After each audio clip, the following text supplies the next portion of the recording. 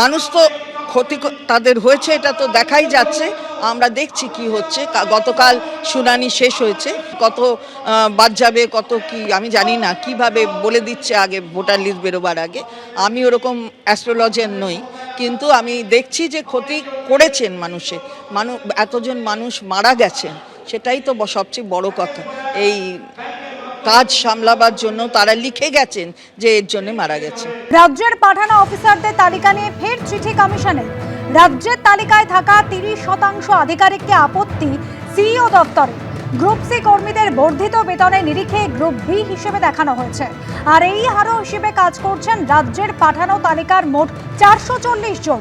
আর এটা কিভাবে সম্ভব হলো, রাজ্যের ব্যাখ্যা জানতে চেয়েছে সিইও দপ্তর। 8505 জনের মধ্যে 6000 সম্পর্কে তথ্য রাজ্য সরকারের। 6000-এর মধ্যে গ্রুপ বির মধ্যে রয়েছে গ্রুপ সি কর্মী।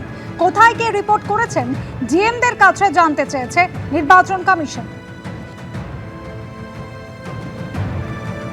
আর নির্বাচন কমিশন সূত্রে খবর, গ্রুপ বি অফিসারের তালিকা নিয়ে সম্প্রতি রাজ্য সরকারকে চিঠি দিয়েছে মুখ্য নির্বাচনী আধিকারিকের দপ্তর। সেখানে বেশ কিছু বিষয় জানতে চাওয়া হয়েছে কমিশনের তরফে।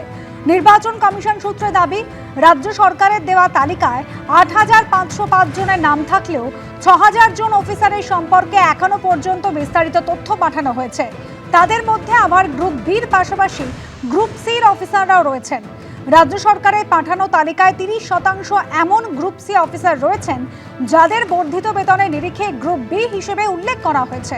কমিশনের প্রশ্ন, বর্ধিত বেতনের নিরিখে কি র্যাঙ্ক পরিবর্তন করা যায়? নির্বাচন কমিশন সূত্রে দাবি, রাজ্য সরকারের যে তালিকা পাঠিয়েছে তার মধ্যে 440 জন অফিসার ইতিমধ্যেই এই আরও হিসেবে কাজ করছেন। এটা কি করে সম্ভব, ব্যাখ্যা চেয়েছে কমিশন।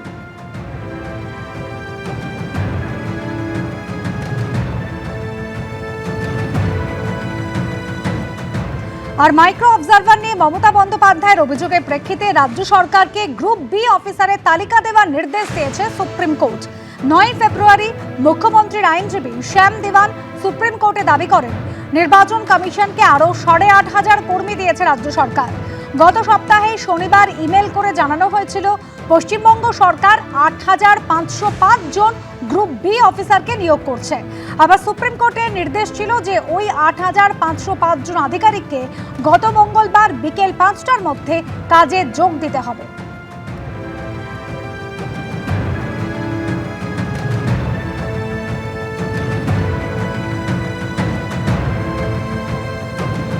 গতকালই শুনানি শেষ হয়েছে, তবে তা সত্ত্বেও কিন্তু মাইক্রো অবজারভার নিয়োগ নিয়ে এখনো পর্যন্ত জট কাটছে না, কারণ 30% আধিকারিকে আপত্তি রয়েছে সিইও দপ্তরের। যেটা জানা যাচ্ছে, গ্রুপ সি কর্মীদের বর্ধিত বেতনের নিরিখে গ্রুপ বি হিসেবে দেখানো হয়েছে। এই আরও হিসেবে কাজ করছেন রাজ্যের পাঠানো তালিকার 440 জন। সেটা কি করে সম্ভব হলো, তার ব্যাখ্যাই চেয়েছে সিইও দপ্তর। এবিপি আনন্দ, এগিয়ে থাকে, এগিয়ে রাখে।